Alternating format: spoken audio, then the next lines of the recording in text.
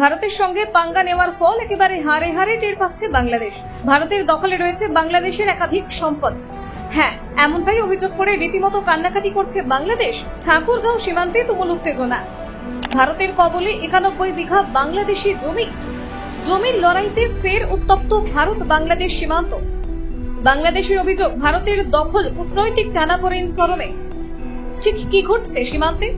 এদিকে ভারত বলছে 1 ইঞ্চি জমিও দখল করিনি। তবে কি বাংলাদেশ মিথ্যে বলছে? দেখুন, সাম্প্রতিক সময়ে সীমান্ত সমস্যা নিয়ে ভারত ও বাংলাদেশের মধ্যে সম্পর্ক আবারও উত্তপ্ত হয়ে উঠেছে। বাংলাদেশের সীমান্তরক্ষী বাহিনী অভিযোগ করছে, ভারতের সীমান্তরক্ষী বাহিনী সীমান্ত সংলগ্ন কিছু জমি দখল করে রেখেছে দীর্ঘদিন ধরে। এই জমির পরিমাণ প্রায় 91 বিঘা, যা বাংলাদেশের ভূখণ্ডের অন্তর্গত বলে দাবি করা হয়েছে। ঘটনাটি ঘটেছে বাংলাদেশের ঠাকুরগাঁও জেলার রুহিয়া সীমান্ত এলাকায়। বিজেপির পক্ষ থেকে দাবি করা হয়েছে, গত কয়েক দশক ধরে এই জমিগুলো ভারতের দখলে ছিল, তবে সেই জমি পুনরুদ্ধারে তারা সফল হয়েছে। এই অভিযোগ সামনে আসতে দুই দেশের সীমান্ত পরিস্থিতি ঘিরে আবারও তৈরি হয়েছে কূটনৈতিক চাপানোতর। যদিও ভারতীয় পক্ষ থেকে এই অভিযোগ অস্বীকার করা হয়েছে এবং বলা হয়েছে, ভারত 1 ইঞ্চি জমিও দখল করেনি।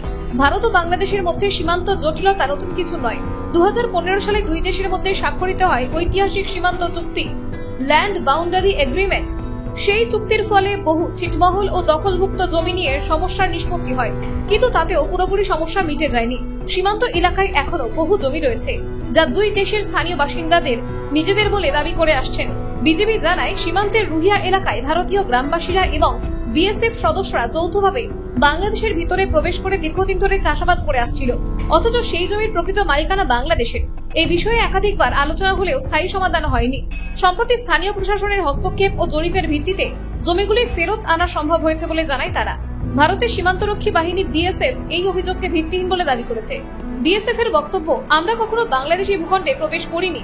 সীমান্তে আমরা কেবল নির্ধারিত এলাকা রক্ষার কাজ করি।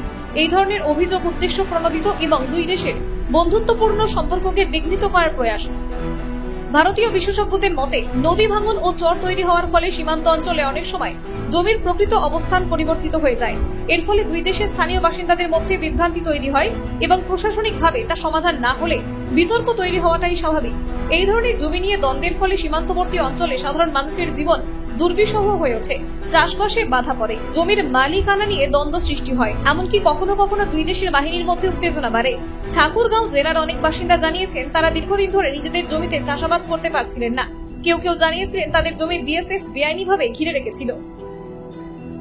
এই ইস্যুতে বাংলাদেশ সরকারের পক্ষ থেকে উদ্বেগ প্রকাশ করা হয়েছে। সীমান্ত এলাকায় শান্তি বজায় রাখতে ও ভবিষ্যতে যেন এমন অনাকাঙ্ক্ষিত পরিস্থিতি না ঘটে, তার জন্য দুই দেশের মধ্যে উচ্চ পর্যায়ের বৈঠকের প্রস্তাব দেওয়া হয়েছে।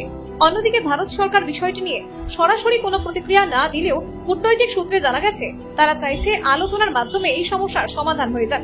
ভারত ও বাংলাদেশ দুই প্রতিবেশী দেশই বহু ঐতিহাসিক ও সাংস্কৃতিক বন্ধনে আবদ্ধ। সীমান্ত সমস্যা দীর্ঘদিন ধরেই দুই দেশের মধ্যে কূটনৈতিক আলোচনার গুরুত্বপূর্ণ বিষয়। তবে যে কোনো সময় জমি নিয়ে এমন অভিযোগ পাল্টা অভিযোগ পরিস্থিতিকে উত্তপ্ত করতে পারে। Bureau report, Bangla digital TV.